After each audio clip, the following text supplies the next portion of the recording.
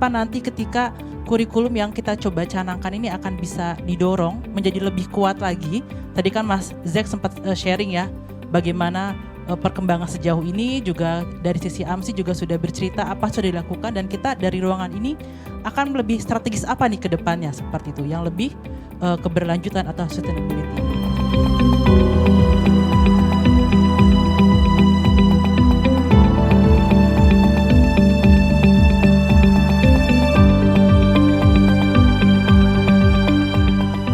Dan ini yang paling penting juga menurut saya, bahan simulasi dan asesmen harus menyesuaikan waktu dan isu lokal.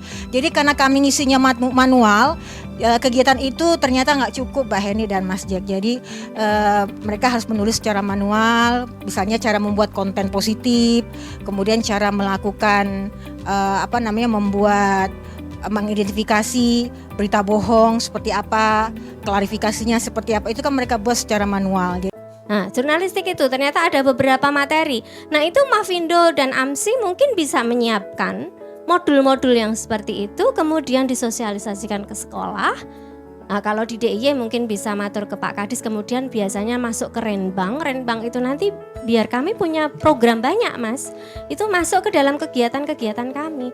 Sudah disiapin materi, itu tinggal materinya dipecah-pecah aja. Mana yang cocok untuk orang tua, mana yang cocok untuk lingkungan sekolah, mana yang cocok untuk lingkungan sosial gitu loh. Jadi tidak ada semacam bentuk pertentangan antara ekstra, intra maupun kurikulum. Justru semuanya harus dicoba karena kan meskipun usia pelajar katakanlah, mungkin dia pengaruh hoax-nya dari yang tua.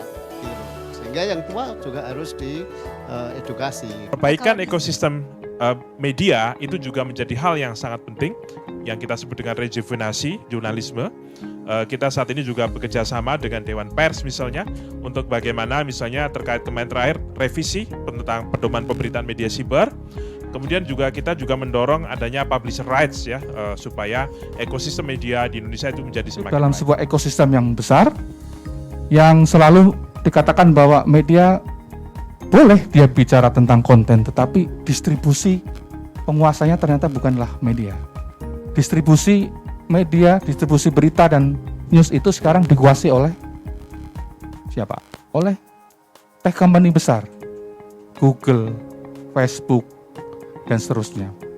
Sekarang nggak ada namanya media yang tidak punya akun sosmed tadi. Tidak ada media yang tidak punya akun YouTube. Tidak ada media yang tidak punya akun TikTok. Kami kan ada kegiatan pengembangan diri melalui organisasi.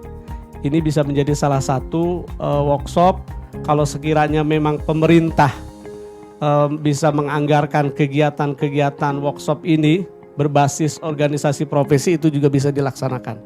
Gitu. Ini yang sudah akan kami lakukan kerjasama dengan yang Jepang itu adalah akan membawa 18 kepala sekolah SMK dari pondok-pondok pesantren yang besar untuk melihat pendidikan di Jepang. Kami terus terang tidak tahu lebih dalam dan detail tentang teori penyusunan kurikulum dan sebagainya. Tetapi yang kami lakukan oleh Mavindo, oleh media dan sebagainya adalah ikhtiar saja mengembangkan pembelajaran soal cek fakta dan nalar kritis ini kepada teman-teman siswa. Jika kita ingin para siswa dan mahasiswa itu bisa memahami tentang pentingnya periksa fakta dan literasi digital, maka para orang yang memberikan contoh itu kita harus membimbingnya juga. Kita harus bisa mensosialisasikan kepada influencer bahwasannya penyebaran berita hoax itu juga penting. Kalau misalnya kita bisa mengedukasi para influencer bahwasanya kamu kalau menyebarkan sebuah konten itu harusnya memiliki sifat yang positif, harusnya mengedukasi, mungkin bisa mendorong para siswa dan mahasiswa itu untuk lebih berpikiran lebih kritis dan lebih bagus lagi. Di Google itu kita masih menemukan ada saja warga yang kemudian tewas keracunan karena tidak bisa membedakan ini ikan buntal atau ini ikan yang bisa dikonsumsi atau tidak. Dan kalau Bapak Ibu cari itu masih banyak loh. Itu kan sebenarnya kita bicara itu pengetahuan yang harusnya itu semua warga lokal ya. mereka mancing dan mereka nggak tahu itu ikan bisa dikonsumsi atau tidak. Setidaknya itu prakteknya. Nah, dan dari insight Bapak dan Ibu, kita semakin jelas nih. Karena kami dari kemarin FGD di Surabaya, di Pontianak, di Makassar, Semarang, ini gongnya.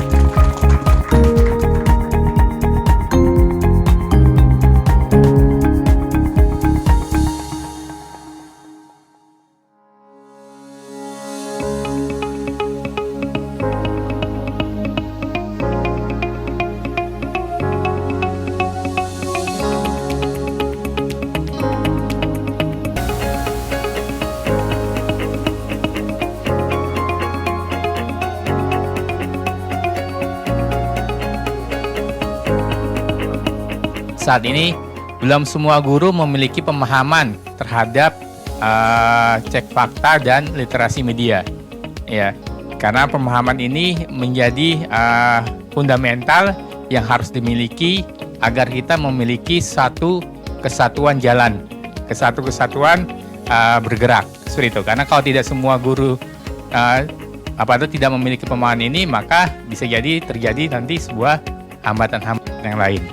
Tantangannya politisasi dan monetisasi isu. Ini baik secara global maupun nasional, bahkan lokal kemarin diinformasikan juga ada. Kemudian logika media sosial yang mau tidak mau kita harus ikuti. Setiap kali kita membuka akun, maka kita sebetulnya sudah masuk ke dalam dunia media sosial yang memiliki logikanya sendiri dan kita harus ikuti.